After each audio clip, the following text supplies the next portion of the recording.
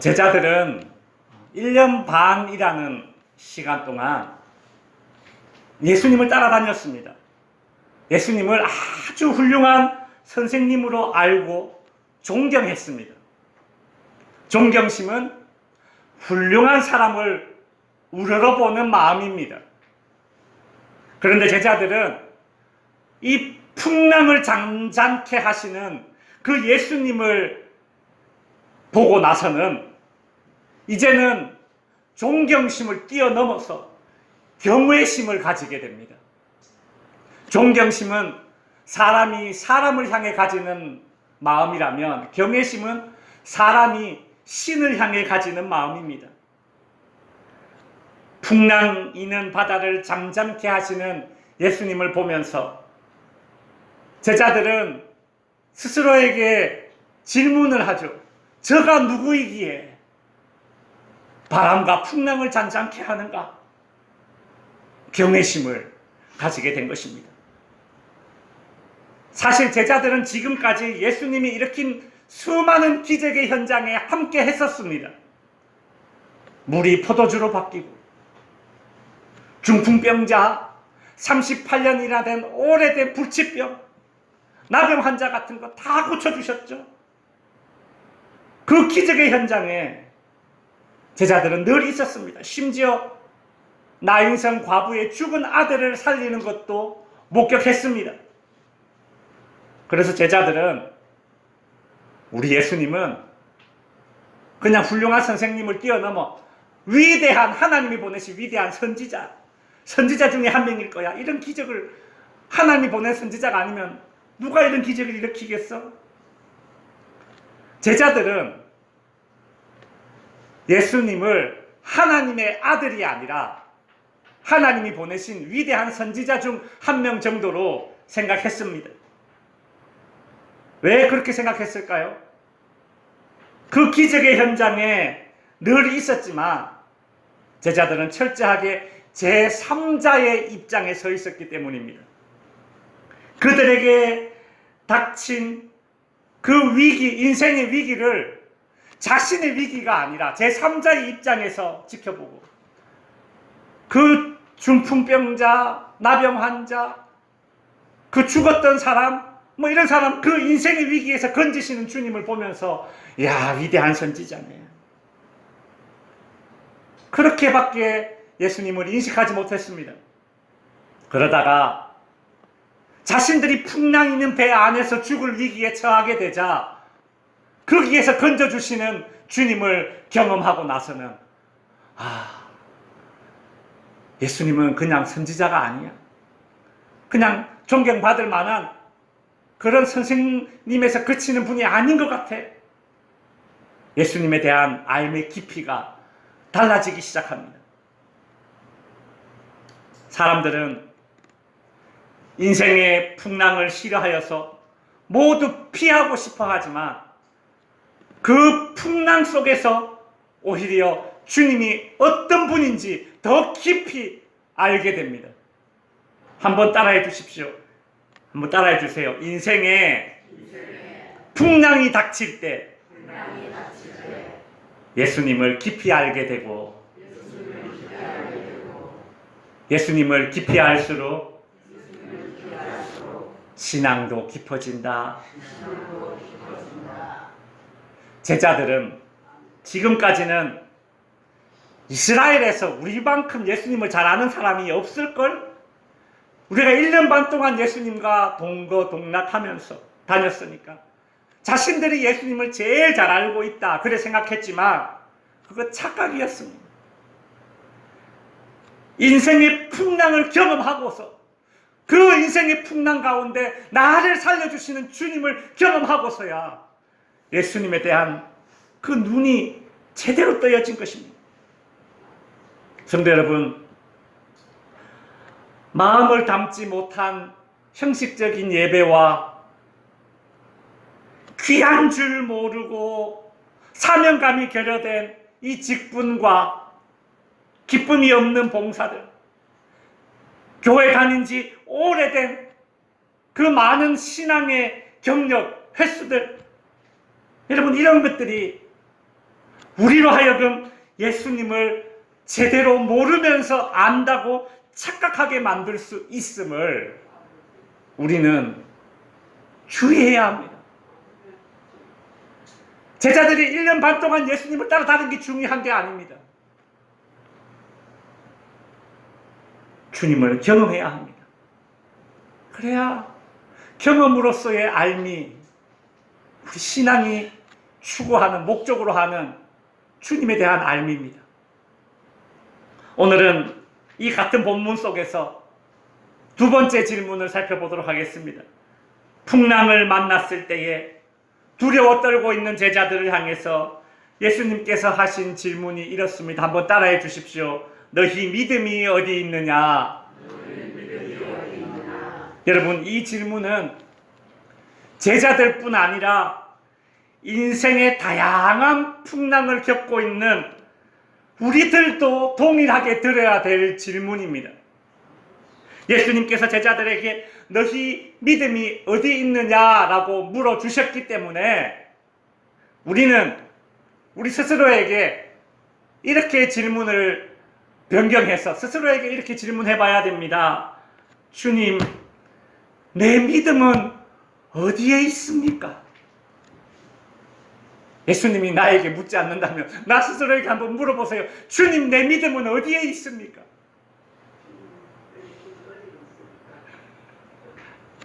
지난주에 경중노회 교육부 수련회를 다녀왔습니다. 부산에서 수련회를 했는데요. 이제 일정을 마치고 태종대 관광을 했습니다.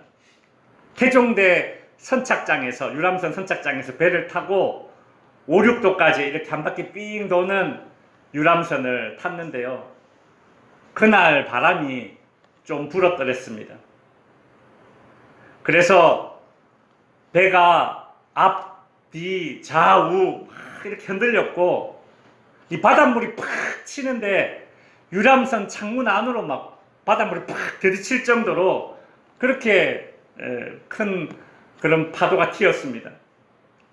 처음에는 좋다고 서로 떠들고 파도 칠 때마다 우와 이렇게 했던 함성들이 점점 바뀌는데 오 이렇게 바뀌어요. 처음에는 와 하다가 오 하다가 나중에는 어머 이렇게 점점 함성이 바뀌고 점점 대화가 없어져요. 저기 고락교회 장로님 권사님 부부들 오셨는데 막 좋다고 떠들다가 갑자기 조용해져요. 유람선 안이 조용해져요. 이런 소리만 들려요. 그 배의 선장님이 승객들의 그런 불안함을 감지했습니다. 그래서 이제 방송을 딱 하는 거예요. 여러분, 걱정 마십시오. 저는 이 배를 30년 이상 몰았습니다. 우리 같은 뱃사람들한테는 이까짓 거 파도도 아닙니다. 돌아올 때는 파도가 뒤에서 치기 때문에, 배 뒤편에서 치기 때문에 배가 좀 덜 흔들릴 겁니다. 걱정하지 마시라고. 파도가 높아서 배가 못 될 지경이면 해양경찰서에서 연락이 옵니다. 그러니 안심하시고 마음 편하게 그렇게 관광하시라고 그렇게 이제 선장님이 얘기를 해줍니다. 그렇게 얘기를 하자 그 배에 탄 승객들이 그 선장에 대한 신뢰가 생기잖아요. 그렇죠? 우리 같은 뱃사람한테 이거 아무것도 아니라고. 그런가. 그래서 이내 좀 마음에 평안이 생기고 사람들이 이제 밖에 나가서 구경도 하기도 하고 막 이제 그렇습니다. 오늘 본문에 보면 막 광풍이 몰아치는 배 안에서 예수님이 제자들에게 야 걱정하지 마. 이거 파도도 아니야 이까짓 거. 좀 이렇게 말해주면 좋은데 오늘 본문에 나오는 예수님 뭐하고 계세요? 주무시고 계세요. 아무런 액션이 없습니다. 아무런 말씀도 없습니다. 제자들은 주여 우리가 죽겠나이다 외칩니다. 그때 예수님께서 25절에 제자들에게 이르시되 너희 믿음이 어디 있느냐 그렇게 질문하십니다. 여러분, 이것은 단순한 질문이 아닙니다. 바람과 물결을 꾸짖으시는 예수님께서 지금 제자들을 꾸짖으시는 질문이에요. 너희 믿음이 어디 있느냐? 근데 여러분, 저는 사실 이 본문을 이렇게 묵상하면서, 아니 사실 제자들이 광풍을 무서워하는 게 당연한 거 아닐까? 어떻게 보면 예수님은 누워 잘 수 있었겠구나. 왜요? 예수님은 목수고 제자들은 어부니, 바람과 파도를 제일 잘 아는 사람들은 제자들이고. 여러분 그렇잖아요. 뭐 좀 알면 오히려 불안해서 잠을 모르는데 뭐 좀 모르면 잘 수 있잖아요. 그렇죠? 저는 막 그런 상상을 해봤어요. 예수님이 주무신 거는 목수라서 이 정도 풍랑이면 진짜 생존의 위협을 느끼는데 뭘 모르니까 제자들이 알아서 놓아주겠지? 그래서 주무셨나? 저는 이제 그런 이상한 상상을 해봅니다. 근데 어부들이 지금 주여 주여 할 정도니 이건 정말 뭐 사람의 힘으로 능으로 되지 않는 일입니다. 여러분 그렇죠? 사람이 자신의 힘으로 제어할 수 없는 그런 상황을 두려워합니다. 맞죠? 여러분 운전하다가 눈길 빗길에 막 차가 빙빙 돌아 보십시오. 두렵죠. 통제불능. 또 하나 불확실성. 이게 사람을 두렵게 하는 두 가지 아닙니까? 내가 통제할 수 없고 내가 알 수 없는 것에 대한 불확실성에 대한 두려움. 여러분 이건 본능인 것 같아요. 본능적으로 이 두 가지를 싫어하고 두려워합니다. 그런데 우리 주님은 왜 당연한 본능대로 지금 반응하고 있는 이 제자들을 꾸짖으실까? 그 이유는 제자들이 예수님 입장에서 하는 말입니다. 지금 예수님 자기 자신과 같은 배에 타고 있으면서도 두려워했기 때문입니다.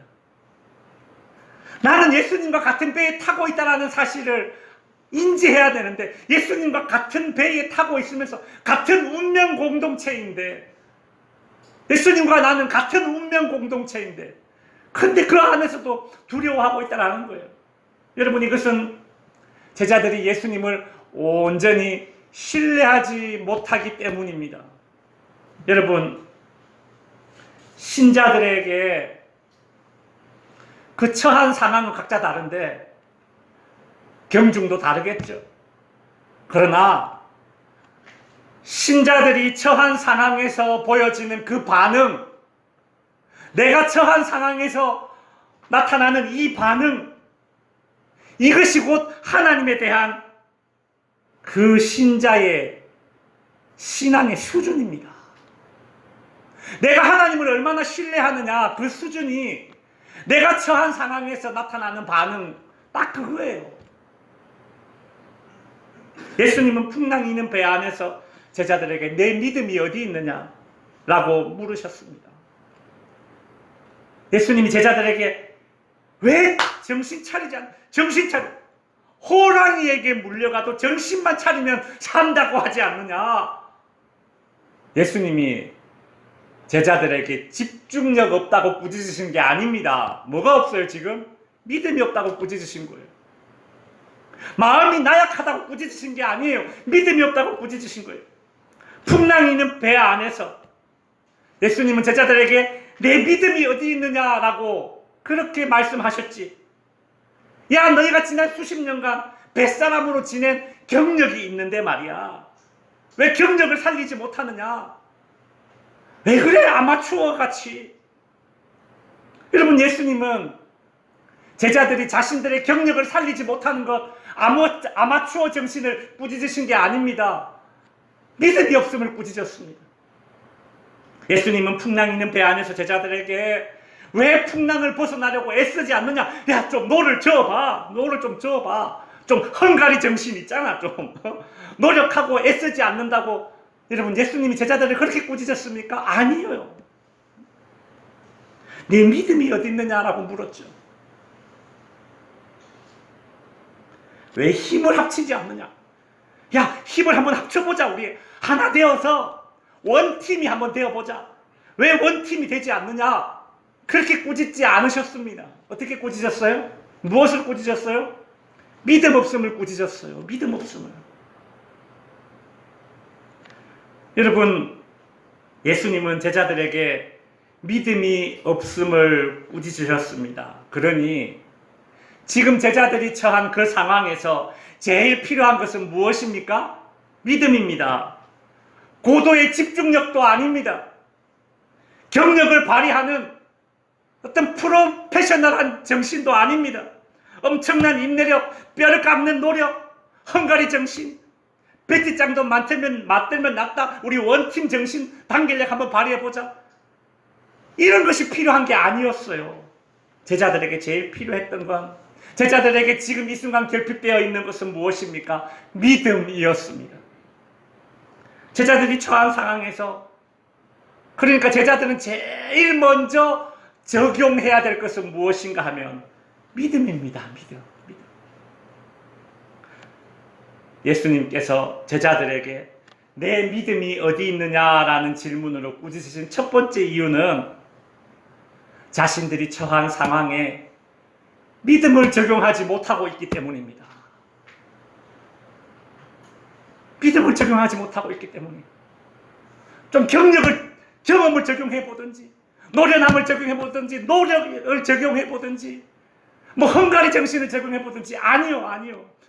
네가 처한 상황을 벗어나기 위해서 네가 믿음을 적용하지 못하고 있구나. 네가 믿음을 적용하지 못하고 있구나. 여러분, 우리도 우리의 믿음을 우리가 처한 상황에서 끊임없이 적용해야 합니다. 성도 여러분, 믿음이 내 삶에 적용되어져야 합니다. 딴 거 뭐 엄청 적용해보려고 하잖아요, 우리가. 야, 내가 경험이 있는데, 내가 경력이 있는데, 내가 뭐가 있는데, 야, 정신만 차리면 다 할 수 있어. 다 적용해보잖아요. 근데 뭘 적용 안 해요? 믿음을 적용하지 않잖아요. 여러분, 믿음이 어디에 있습니까? 내 삶의 현장에 적용해야 되는데, 특별히 풍랑이 인다면 거기에 주님은 우리의 믿음을 그 풍랑 있는 삶의 현장에 적용시키기를 원하시는데, 우리는 엉뚱한 것만 잔뜩 적용하고 안 되니까 두려워하고 안 되니까 좌절하고. 여러분, 믿음은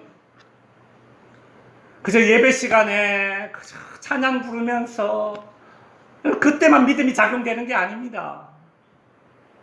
믿음은 풍랑 속에서 내 삶에 적용되어지고 그때 믿음이 작용되는 거예요.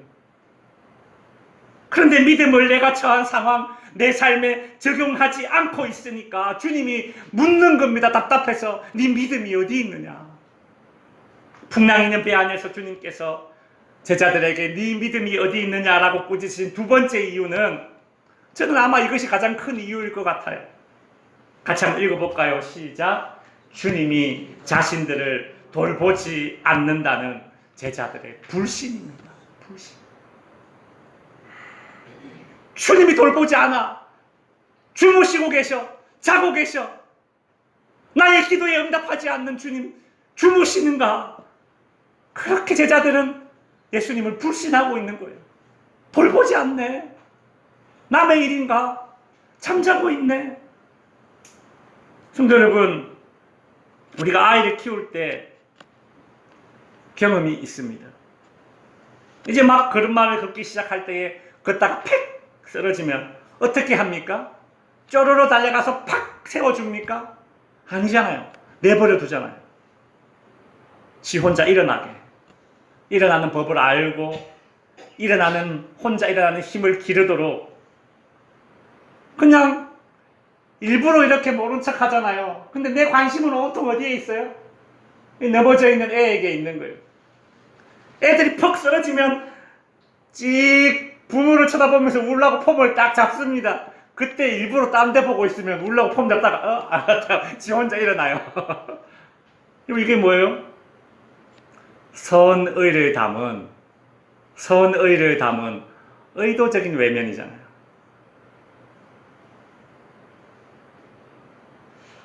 우리 주님이 배 안에서 그 심정입니다. 풍랑 있는 인생을 살아가고 있는 우리들을 바라보는 주님의 심정이 그 심정이에요. 아이가 커가면서 사춘기를 지내면서 뭐 이런저런 사소한 것들을 좀 부모에게 감추고 말하지 않고 속이는 때가 있습니다. 근데 여러분, 우리 부모님들은 어지간하면 다 눈치챕니다. 그렇죠? 다만 모른 척 해줄 뿐이에요. 알지만 모른 척, 봤지만 못 본 척, 들었지만 못 들은 척. 왜 그렇게 합니까? 스스로 뉘어치면 자기 것이 돼요.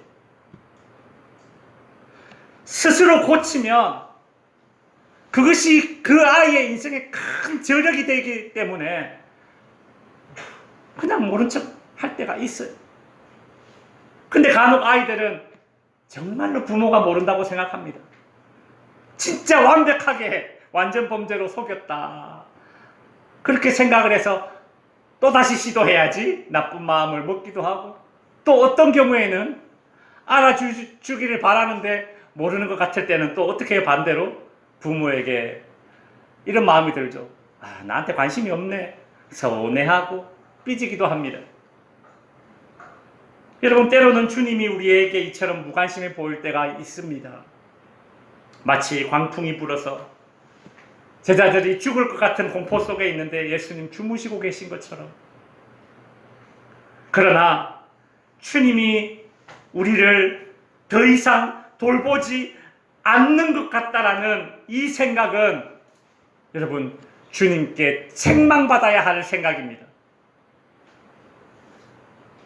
우리는 주님께서 제자들에게 하신 말씀을 나에게 하신 말씀으로 받아야 됩니다. 내가 세상 끝날까지 너희와 항상 함께 있으리라. 이 말씀을 굳게 붙잡아야 합니다. 예수님께서 제자들에게 너희 믿음이 어디 있느냐라고 책망하신 세 번째 이유는 주님이 가자고 하는 곳에 무사태평만 있을 것이라는 그런 기대입니다. 아니란 생각이죠. 여러분, 이것을 우리는 기복주의라고 말합니다. 주님을 따르는 제자들이라면 주님이 가고자 하시는 그 장소에, 그곳에 광풍이 있을 수도 있다라는 생각을 해야 합니다. 안 그렇습니까? 아니, 주님이 가자고 하시는 곳에 반드시 광풍이 있을 것이라고 그렇게 마음을 먹고 주님을 따라야 합니다. 오늘 본문 22절에 보시면 주님이 먼저 제자들에게 말씀하셨습니다. 뭐라고 말씀하셨습니까? 하루는 제자들과 함께 배에 오르사 그들에게 이르시되 호수 저편으로 건너가자. 예수님이 먼저 가자고 하세요. 제자들에게 가자. 근데 주님이 가자고 하시는 그곳에 가는데 그냥 바람이 아니라 광풍이 있었습니다. 여러분, 참 인정하기 싫지만 믿음은 광풍과 시련과 한 세트로 이렇게 묶여져 있어요. 세트예요, 세트. 그러나 여러분, 두려워하지 말아야 합니다. 믿음과 광풍이 세트로 묶여져 있다고 해서 두려워하지 말아야 합니다. 주님이 가자고 한 그곳에 풍랑이 있을지라도 두려워하지 말아야 합니다. 왜입니까? 그 풍랑보다 더 크신 누가 계십니까? 우리 주님이 계십니다. 결과적으로 그 모든 풍랑을 꾸짖을 수 있는 누가 계십니까? 주님이 계십니다. 여러분, 그래서 우리는 이런 찬양을 부릅니다. 나의 등 뒤에서 나를 도우시는 주. 반주 좀 해주실래요? 우리 찬양 한번 불러보고 설교를 마치도록 하겠습니다.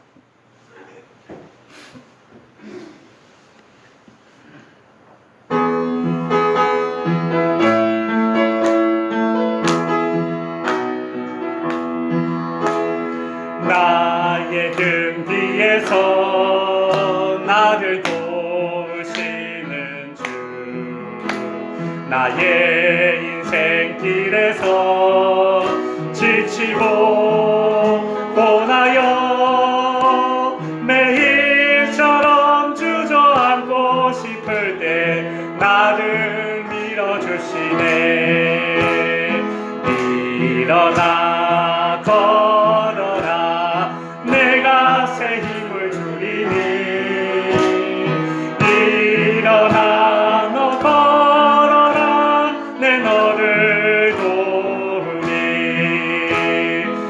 나의 등 뒤에서 나를 도우시는 주, 평안히 길을 갈 때 보이지 않아도 지치고 원하여 넘어질 때면 다가와 손 내미시네. 일어나 걸어라, 내가 새 힘을 주리니. 일어나 너 걸어라, 내 너를 도우리. 나의 등 뒤에서 나를 도우시는 주, 때때로 뒤돌아보면 여전히 계신 주, 잔잔한 미소로 바라보시며 나를 재촉하시네. 일어나 걸어라, 내가 새 힘을 주리니. 일어나 너 걸어라, 내 너를 도우리. 아멘. 여러분, 풍랑보다 더 크신 주님이 항상 계십니다. 말씀을 마칩니다. 너희 믿음이 어디 있느냐? 여러분, 이 질문은 우리가 인생의 꽃밭을 걸을 때 살랑살랑 부는 실바람을 맞을 때, 그때 주님이 우리에게 하시는 질문이 아닙니다.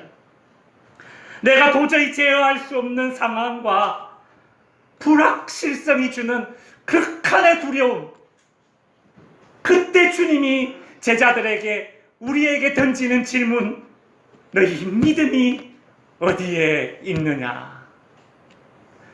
인생의 풍랑을 만났을 때에 무슨 고도의 집중력, 인내력, 경력, 헝가리 정신, 단결력, 이런 것들만 적용하여서 위기를 벗어나려고 할 뿐, 이 풍랑의 상황에 나의 믿음을 적용해보지 않는 명목만 신자요 이름만 제자인 우리들에게 주님께서 던지는 질문이 바로 너희 믿음이 어디 있느냐라는 이 질문입니다.